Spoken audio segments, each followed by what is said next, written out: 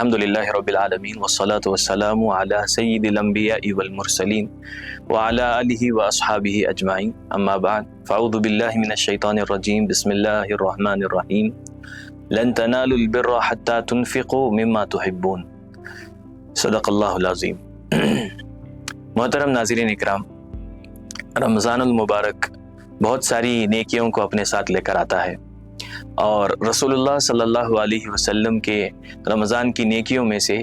ایک ایسی نیکی ہے جو صحابہ اکرام رضوان اللہ علیہ مجمعین بہت ہی زیادہ ہائی لائٹ کر کے بتایا کرتے تھے۔ وہ یہ ہے کہ رسول اللہ صلی اللہ علیہ وسلم ہوا سے زیادہ سخی ہو جاتے تھے۔ آپ صلی اللہ علیہ وسلم کی سخاوت اتنی بڑھ جاتی تھی کہ تیز ہوا کے جیسی مثال صحابہ اکرام دیتے تھے۔ اس مثال کا مطلب ہمیں سمجھنا ہے، ہر انسان کو ہوا کی ضرورت ہے، بغیر ہوا کے ہم سانس لے نہیں سکتے، ہماری زندگی باقی نہیں رہ سکتی۔ تو صحابہ حضور صلی اللہ علیہ وسلم کو ہوا کی مثال دے رہے ہیں، یعنی اللہ کے نبی صلی اللہ علیہ وسلم کی پہلے سے ہی عادت یہ تھی کہ آپ ہر ایک کے لیے ہمدرد ہوتے تھے، ہر ایک کو چاہتے تھے، چاہے وہ آپ کو ماننے والا ہو، نہ ماننے والا ہو، بڑا ہو، بچہ ہو، سب کے ساتھ آپ کا محبت کا رویہ پہلے ہی سے ہوتا تھا، ہمیشہ ہی ہوتا تھا۔ آپ نے کبھی کسی کو سلام کرتے ہوئے بغیر مسکرائے سلام نہیں کیا، آپ نے کسی کو بات کیا ہے تو پیار محبت سے بات کیا۔ اس کے باوجود صحابہ کہتے ہیں کہ آپ کی ہمدردی، آپ کی سخاوت رمضان میں حد سے زیادہ بڑھ جاتی تھی، اور اتنی بڑھ جاتی تھی کہ جیسے کہ تیز ہوا۔ پتہ چلا کہ اللہ کے نبی صلی اللہ علیہ وسلم رمضان میں اس بات کی کوشش کرتے تھے کہ جو بھی انسان اللہ کے نبی صلی اللہ علیہ وسلم کے دائرے میں ہے، یعنی کہ وہ مدینے میں رہ رہا ہے یا آس پاس میں رہ رہا ہے اور حضور اسے جانتے ہیں،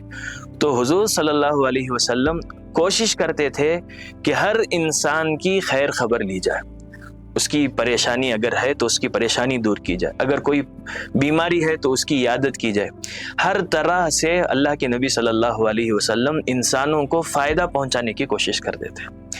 یہ رمضان میں خصوصیت سے اس لیے ہوتا ہے کیونکہ ہمارے نبی صلی اللہ علیہ وسلم امت کے لیے ایک بہترین ٹیچر ہیں، ایک استاد ہیں۔ تو مجھے اور آپ کو سکھا گئے ہیں کہ جب رمضان آئے تو صرف دن کا روزہ اور رات کی تراویح ہی سب کچھ نہیں ہے۔ رمضان ایک اور چیز بھی سکھاتا ہے، وہ یہ کہ تم رمضان کے ذریعے سے ہمدرد بنو، کیئرنگ بنو، ایک اچھے انسان بنو۔ اسلام ایسا مذہب ہے جس کی پوری بنیاد 100% انسانیت پر قائم ہے۔ جو اچھا مسلمان ہوگا وہ اچھا انسان ہوگا، جو اچھا انسان نہیں وہ اچھا مسلمان نہیں۔ تو رسول اللہ صلی اللہ علیہ وسلم رمضان کے ذریعے سے روزے اور تراویح کے ساتھ ساتھ یہ چاہ رہے ہیں کہ اللہ کے ماننے والے بندے انسانوں کے لیے ہمدرد بنے۔ اسی لیے اللہ کے نبی صلی اللہ علیہ وسلم حد سے زیادہ سخی ہو جاتے، آپ سخاوت کرتے، کیونکہ انسان کی ہمدردی اور انسان کا اگر ہم خیال کرنا چاہتے ہیں تو اس کی پریشانی میں اس کی مدد کرنا یہی سب سے بڑی ہمدردی ہے۔ اور اس چیز کو رسول اللہ صلی اللہ علیہ وسلم اپنے مال کے ذریعے سے کیا کرتے تھے کہ کسی کی بھی پریشانی ہے، کسی بھی طرح کی پریشانی ہے، سب سے پہلے رسول اللہ صلی اللہ علیہ وسلم کا مال اس کی ہمدردی میں لگ رہا ہے۔ یہ ہمارے نبی صلی اللہ علیہ وسلم کی شان ہے۔ اور مجھے اور آپ کو بطور مسلمان کے ایک چیز ہمیں یاد رکھنا چاہیے کہ جو ہے اسلام ہے نا، صرف عبادتوں کا نام نہیں ہے، صرف روزے یا صرف نماز کا نام اسلام نہیں ہے۔ اسلام اللہ کا ڈر اور اللہ کے بندوں کے ساتھ ہمدردی کرنے کا نام ہے۔ ہم اللہ کو ڈر کر نماز تو پڑھ رہے ہیں، لیکن کیا ہم اللہ کو ڈر کر کسی کو تکلیف پہنچانے سے پہلے اپنے آپ کو روک رہے ہیں؟ اللہ سے ڈر کر ہم روزے تو رکھ رہے ہیں، اللہ کو خوش کرنے کے لیے ہم روزے تو رکھ رہے ہیں، لیکن کیا ہم یہ سوچ رہے ہیں کہ اللہ کے کتنے ایسے بندے ہیں جن کے حالات اتنے خراب ہیں کہ وہ خودکشی تک پہنچ گئے ہیں، وہ اس حال میں پہنچ گئے ہیں کہ وہ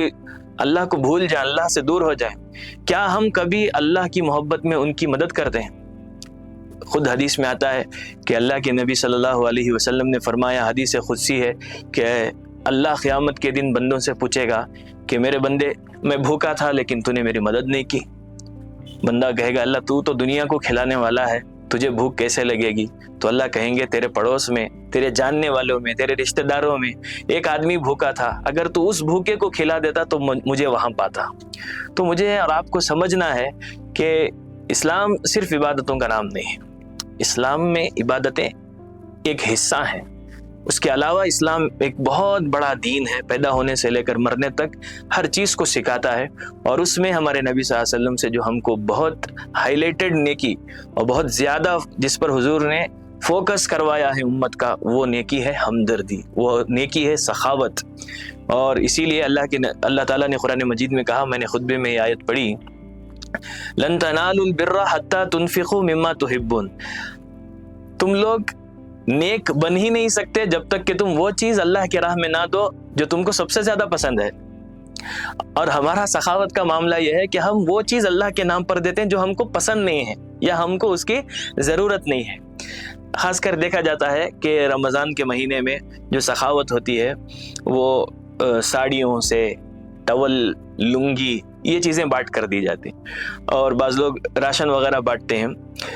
اس میں بھی اس چیز کا خیال رکھا جاتا ہے کہ جو سستے سے سستا آئے۔ میں سب کی بات نہیں کر رہا ہوں، لیکن جو ایسا کر رہے ہیں ان کو بس بھائی کے ناطے میں آپ کو ایک بات پوچھتا ہوں، جو چیز ہم کو پسند نہیں ہے اگر ہم وہ دوسروں کے لیے پسند کر رہے ہیں تو ہم حدیث کے اگینسٹ جا رہے ہیں، خلاف جا رہے ہیں، کیونکہ ایک دوسری حدیث میں حضور صلی اللہ علیہ وسلم فرما رہے ہیں مسلمان وہ ہے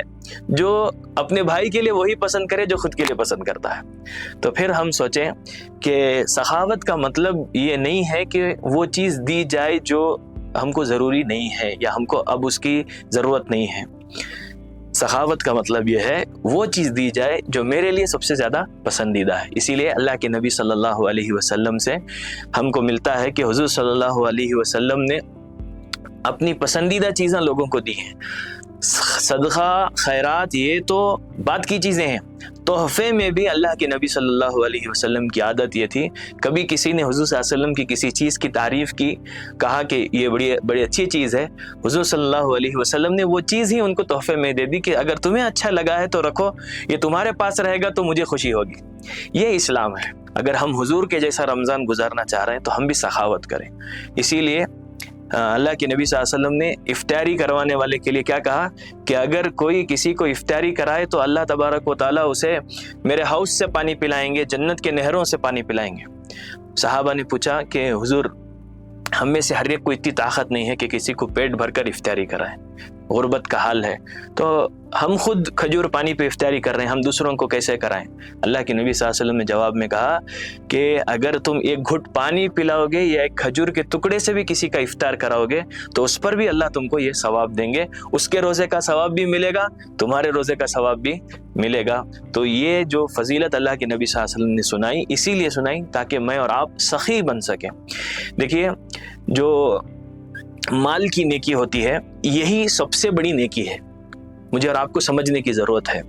جسم کی نیکی، زبان کی نیکی، یہ سب کے بس کی بات ہوتی ہے، لیکن جو مال سے نیکی ہوتی ہے یہ سب کے بس کی بات نہیں ہوتی، بلکہ شیطان کی کمر توڑنے والی جو سب سے بڑی چیز ہے وہ مال کا صدقہ ہے، مال کا دینا ہے۔ اور میں اس میں ایک بات کلیئر کرتا ہوں کہ صرف زکوٰۃ اور صدقہ ہی سخاوت نہیں ہے۔ زکوٰۃ اور صدقہ یہ سخاوت کا پہلا سٹیپ ہے، اس میں صرف آدمی جسٹ پاس ہو سکتا ہے۔ سخاوت کا مطلب یہ ہے کہ زکوٰۃ اور صدقات کے بعد بھی جو مال اللہ نے اسے دیا ہے اس پر وہ فرض بھی نہیں ہے ادا کرنا، لیکن اس کے باوجود اللہ کی محبت میں اللہ کے بندوں پر جب ہم لوٹاتے ہیں تو پھر ہم سخاوت کے اوپر کے رینکوں پر پہنچ سکتے ہیں۔ تو یہ ہمارے نبی صلی اللہ علیہ وسلم نے ہم کو سکھایا ہے کہ رمضان کا مہینہ آتا ہے تو تم سخی بن جاؤ، ہوا کے جیسے بن جاؤ، ہر انسان کی ضرورت بن جاؤ۔ جو بھی پریشان ہے اسے محسوس ہو کہ میں اس کے پاس جاؤں گا تو میرا مسئلہ حل ہوگا۔ اور ایک درخواست میں آپ سے کرتا ہوں کہ یہ چیزیں بانٹنا اس کو ختم کیجیے، اس سے غربت اور فقیری پروموٹ ہوتی ہے۔ جو اچھا ہے، کما بھی سکتا ہے، اس کے اندر لالچ پیدا ہوتی ہے کہ فلاں جگہ کچھ بٹ رہا ہے تو میں بھی جا کے لے لوں، تو اس سے نقصان کیا ہوگا؟ مستحق تک ہمارا مال نہیں پہنچے گا۔ ہمارا مال ہم بڑی محنت سے کماتے ہیں، میں بولتا ہوں یہ ہمارا آخرت کا انویسٹمنٹ ہے۔ ہمارا صدقہ، ہماری زکوٰۃ، ہم جو بھی چیریٹی کر رہے ہیں یہ ہماری آخرت کے لیے ہم انویسٹ کر رہے ہیں۔ جیسا دنیا میں انویسٹ کرتے ہوئے یہ سوچتے ہیں کہ پروفٹ ہوگا، لاس ہوگا، کمائی ہوگی، کتنی ہوگی، کتنا مارجن آئے گا، اس سے بھی زیادہ ہم اپنے چیریٹی کے بارے میں سوچیں کہ یہ میں اگر پیسہ لگا رہا ہوں تو آخرت میں مجھے اس کا ثواب کتنا ملے گا، ملے گا کیا نہیں ملے گا، یہ بھی سوچنے کی ضرورت ہے۔ تو پھر چیریٹی کا وہ طریقہ اختیار کریں جو ہمارے نبی صلی اللہ علیہ وسلم کا تھا۔ اس پر میں ایک بات بولوں گا خصوصیت سے، اس وقت جو حال چل رہا ہے خصوصیت سے کووڈ کے بعد سے بہت سارے لوگ جو ہے ابھی سنبھل نہیں پائے، وہ سٹیبل ہو نہیں پائے، کئیوں کا بزنس ختم ہو گیا، اور پھر ایسے ویسے چیزوں کی وجہ سے ہمارے مسلمانوں نے جو ہے اپنا پیسہ بہت زیادہ تباہ کر لیا۔ تو اب اس بار اگر آپ اپنا رمضان، سب سے بہترین رمضان اس رمضان کو بنانا چاہ رہے ہیں تو آپ ایک کوشش کیجئے کہ اللہ کے نبی صلی اللہ علیہ وسلم کا طرز یہ تھا کہ خصوصیت سے جو کوئی قرض میں ڈوبا ہوا ہے یا کسی کو کچھ نقصان ہو گیا ہے بزنس میں اور اس کا جو ہے دیوالا ہو گیا ہے، وہ اب بالکل زیرو پہ آ گیا ہے، ایسوں کو اللہ کے نبی صلی اللہ علیہ وسلم ساتھ دیتے تھے، بلکہ صحابہ کو انکریج کرتے تھے کہ ان کا ساتھ دو، ان کو آگے بڑھو۔ یہ نیت کے ساتھ ہر آدمی اپنے خاندان کے اندر اپنے خاندان کی زکوٰۃ کو ایک جگہ جمع کرے۔ خاندان میں کوئی ہمارا بھائی، کوئی ہمارا داماد، کوئی ہمارا بہن ہوئی، کوئی ہمارا بھانجا بھتیجا، کوئی پریشان ہے، ہم کو معلوم ہے کہ یہ ٹیلنٹڈ ہے، یہ کام کر سکتا ہے، یہ پھر سے اپنے پیروں پر کھڑا ہو سکتا ہے، سب مل کر اس طرح سے اس کی مدد کریں کہ اس کی نسل کا وہ جو ہے ایک اچھا کیئر ٹیکر بن جائے، اپنا بزنس کھڑا کر سکے۔ اور آپ کے دیے ہوئے مال سے ایک سال اگر وہ اچھی طرح سے محنت کرے گا تو سال بھر تو اپنے گھر والوں کا پیٹ بھرے گا ہی، لیکن اس سے بڑا فائدہ یہ ہوگا کہ اگلے سال وہ اتنا کما لے گا کہ انشاءاللہ وہ خود زکوٰۃ ادا کرے گا۔ تو یہ جو ہے اسلام کی جو پالیسی ہے زکوٰۃ کی، یہ غربت کو مٹانے کے لیے ہے، غربت کو بڑھانے کے لیے نہیں ہے۔ میں آپ سے سوال کرتا ہوں، جو لوگ چیزیں بانٹتے ہیں، اگر اس بار آپ 100 کٹس بانٹ رہے ہیں تو نیکسٹ بار آپ کے پاس 200 لوگ کھڑے ہوئے آپ کو ملیں گے۔ اس کا مطلب کیا ہوا؟ غربت بڑھ گئی، غربت نہیں بڑھی لیکن مانگنے والے بڑھ گئے۔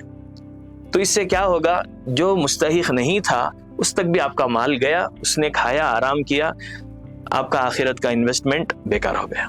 تو اس بات کی کوشش کریں کہ جن کے بارے میں ہمیں معلوم ہے کہ یہ پریشان ہیں، ان کو تکلیف ہوئی ہے، ان کو نقصان ہوا ہے، کبھی کوئی بیمار ہو گیا ہے، آپ اس کی اپنوں کی مدد کیجیے، اس میں دگنا ثواب ملتا ہے۔ اللہ کے نبی صلی اللہ علیہ وسلم نے کہا جو رشتہ داروں کی مدد کرتا ہے اللہ اسے چیریٹی کا بھی ثواب دیں گے، رشتہ نبھانے کا بھی ثواب دیں گے۔ ہر جمعہ میں پورا سال ہر خطیب ممبر پر کھڑے ہو کر ایک آیت پڑھتے ہیں، ان اللہ یأمر بالعدل والاحسان وایتاء ذی القربى۔ آپ سنے ہوں گے، آپ شاید یاد بھی کریں گے میری اس آیت کے پڑھنے سے۔ اس کا ترجمہ ہی ہے کہ اللہ آپ کو حکم دیتا ہے انصاف کرو، احسان کرو اور اپنے رشتہ داروں پر خرچ کرو۔ تو ہم رشتہ داروں پہ خرچ کرنا چھوڑ چکے ہیں۔ رشتہ داروں میں جو ضرورت مند ہیں ہم بولتے ہیں نہیں اسے بڑی مستی، فلاں وقت میں انہوں ایسا کرے تھے، انہوں ایسا مجھے جواب دیے تھے۔ یہ سب چیزیں چھوڑیے، اللہ کے لیے معاف کرنا سیکھیے اور اپنا مال اپنے رشتہ داروں پہ پہلے لگائیے، اور پھر جو ہے آپ خود دیکھیں گے کہ آپ کا مال کیسا رنگ لا رہا ہے، وہ خود زکوٰۃ دینے والا بنے گا، اور پھر جتنی چیریٹی وہ کریں گے، وہ نیکیاں کریں گے، آپ کے حصے میں آتے رہیں گے۔ گویا آپ بزنس کیے، یعنی کہ اللہ کی راہ میں آپ نے انویسٹ کیا، آخرت میں پروفٹ بھی کمایا، اور پھر آپ کو رائلٹی بھی ملنا شروع ہو گئی، اور وہ جب تک کرے گا، اس کے بچے جب تک اچھا کام کریں گے، آپ کو رائلٹی ملتی رہے گی۔ تو اس طرح سے انویسٹ کیجئے۔ سب عقل مند لوگ ہیں ماشاءاللہ، ہماری امت میں جو ہے ایک سے ایک جاننے والے، ایک سے ایک بزنس کی سمجھ رکھنے والے، تو آپ انویسٹمنٹ سمجھ کر اپنے چیریٹی کو لگائیے، یہ اس وقت کی ضرورت ہے۔ اور دوسری بات میں بولتا ہوں، مدارس کے اوپر یا پڑھنے والے بچوں کے اوپر خرچ کرنا، اسے آپ سیکنڈ نمبر پر رکھیے۔ پہلی چیریٹی ہوگی آپ کے گھر کی، آپ کے خاندان کی، آپ کے رشتہ داروں پر، اور دوسرا اگر پھر بھی آپ کے پاس مال بچ رہا ہے تو آپ کسی بھی چادر پہ ڈالنا یہ مناسب چیز نہیں ہے۔ جو بھی سوال کر رہا ہے اس کی جھولی میں ڈال رہے ہیں، یہ مناسب چیز نہیں ہے، بلکہ آپ پڑھنے والے بچوں کو اڈاپٹ کیجیے۔ اسکول کا بچہ ہے، ہم کو معلوم ہے کہ یہ بچہ اسکول جا رہا ہے اور اچھا پڑھ رہا ہے، اس کے سال کی فیس آپ خود جا کر پے کر دیجیے۔ مدرسے کوئی بچہ ہمارے خاندان کا ہے، حفظ کرنا چاہ رہا ہے، اس کی اتنی طاقت نہیں ہے اس کے والد کی، تو آپ جو ہے چندے کے پیسے چادر میں ڈالنے کے بجائے آپ خود مدرسے کو جائیے، کسی ایک بچے کو جو ہے آپ اڈاپٹ کیجئے، تو انشاءاللہ العزیز اس کے ذریعے سے فائدہ یہ ہوگا کہ آپ کی چیریٹی، آپ کا صدقہ، آپ کی زکوٰۃ صحیح جگہ انویسٹ بھی ہوگی، اور پھر آپ کے اس پیسوں سے جو فائدہ ہو رہا ہے وہ آخرت میں تو ملے گا ہی، دنیا میں بھی آپ کو اس کا فائدہ نظر آ جائے گا، اور یہ پڑھنے والے بچے جب تک اپنے علم سے لوگوں کو فائدہ پہنچائیں گے آپ کو رائلٹی ملتی رہے گی۔ تو یہ صدقہ خیرات کرنے کا نظام ہوتا ہے جو ہم کو رسول اللہ صلی اللہ علیہ وسلم نے سکھایا ہے۔ امید کرتا ہوں کہ ہم سب اس مرتبہ اس رمضان میں اپنی صدقے کو، زکوٰۃ کی رقم کو صحیح طریقے سے خرچ کریں گے اور رسول اللہ صلی اللہ علیہ وسلم جیسے سخی بننے کی کوشش کریں گے۔ اللہ ہم سب کی سخاوت کو قبول فرمائے۔ آمین وآخر دعوانا الحمدللہ رب العالمین۔